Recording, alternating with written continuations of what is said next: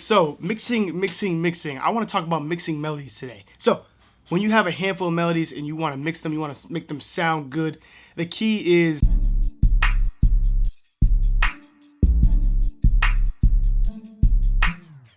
Alright, so before we get started, I just want to tell you a quick little story. I remember when I first started making beats, this was something I never did. I never just watched a video over and over again, took notes, applied it. And I didn't realize it for years that repetition really is, repetition and discipline is the only thing that's going to help you really become a better music producer.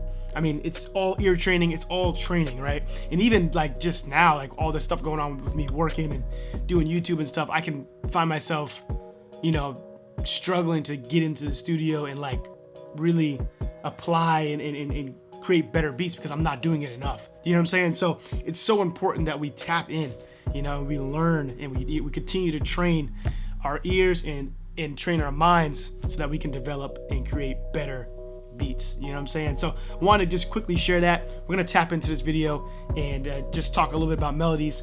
And I know for a fact this will help you for sure. Even if you've seen this video before or you've seen something like it, this will be beneficial to you. So I definitely recommend you watch this a couple times. It's really, really helpful, and I know it's going to help you to achieve your goals. Also, just want to mention something real quick. Stay tuned to the end. I got something super special for you. So other than that, let's go and get to it. Let's go.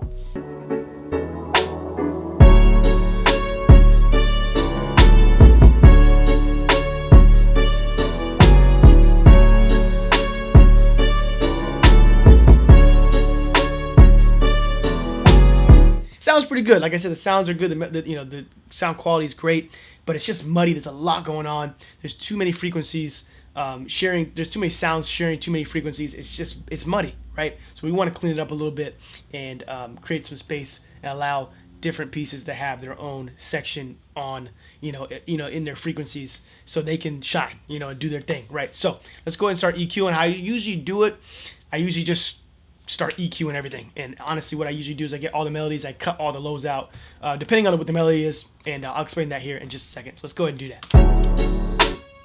So we'll start here with this melody. It's a higher melody anyway, so there's not a lot of low in it anyways. So, but there is some. So you see this right here? I'm pointing at the screen, but you can't see it. But right there, like this. Oh yeah, hold on. I guess it's not there. Yep, right there. So this 200 hertz, like all that, we don't need that. Get rid of all that. It's in the way. Now you don't want it, like this is too thin. We want to have some body to it. So just about right there. Right? Just about right there. Right? We may crank this up just a little bit more. All right, next thing is the piano. So this piano's got a lot of low in it. We don't really need all that though.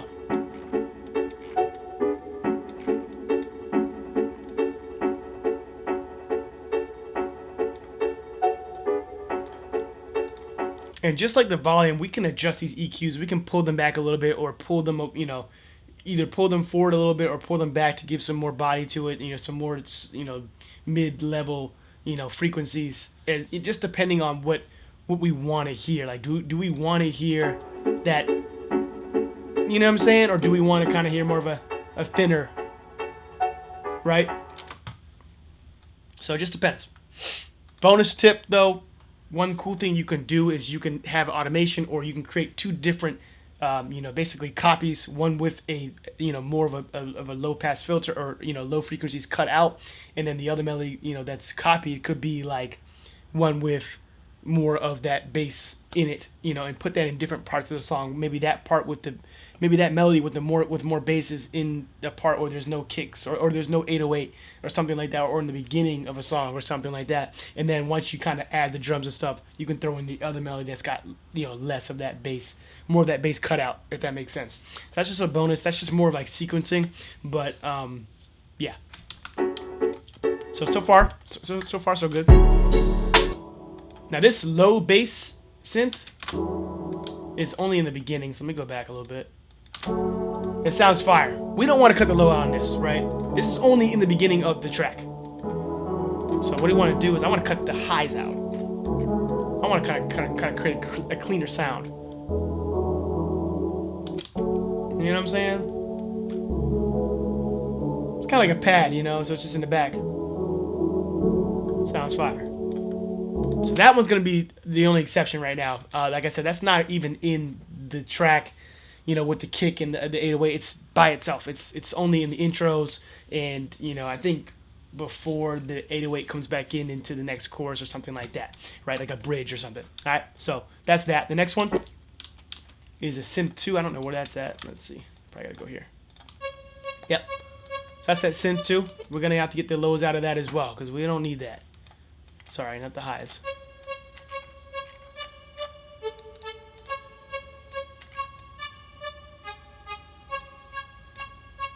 I like that. And I cut some of these highs out too, just a little bit. I feel like they're a little too harsh. Cut those out a little bit. Cut a little bit of those high frequencies out of there. Get them out the way. All right, next thing is the piano.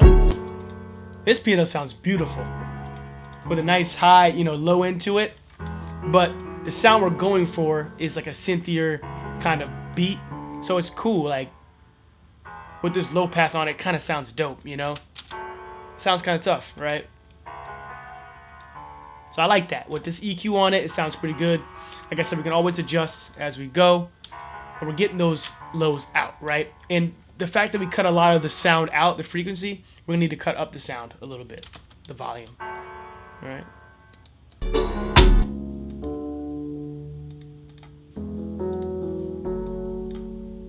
Same thing with this one. I really like this one a lot.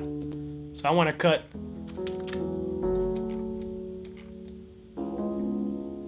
not too much in this one, but it is cutting a lot of that bass out. All right. And like I said, with that sequencing, you can really play around with maybe adding that stuff back into different parts of the song where the 808's absent or the, you know, there's no bass line. You can throw in some of those low ends for certain melodies. That will really create an amazing, more full sound, so it doesn't sound thin if they're by themselves. In this particular beat, though, all these sounds are stacked on top of each other, creating a bigger and larger sound. So I don't really need to have all of those frequencies in there because it creates a muddier, you know, more, you know, jumble of a mess, if that makes sense.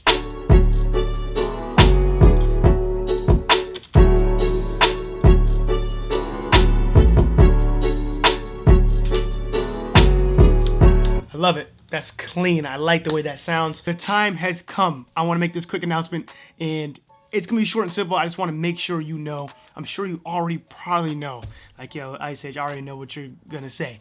But I want to mention it just to let you know. If you didn't know, now you will know, all right? The Pro Beatmaker Formula course, it's officially out this week only. I'm opening the doors to the course. Basically, I do an open enrollment, you know, kind of model because I really want to focus in on you and whoever else is in there. So right now, that's what we're doing. It's open just this week. So if you're watching this later, I'm sorry. It's no longer open, bro. Like, I'm sorry, fam.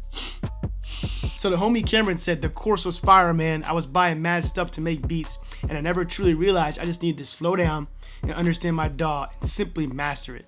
Your course taught me so much, and I'm really ready to take my beats to the next level. So just want to share that with you real quick. Tap into the Pro Beatmaker Formula, limited time only. See you inside. Peace.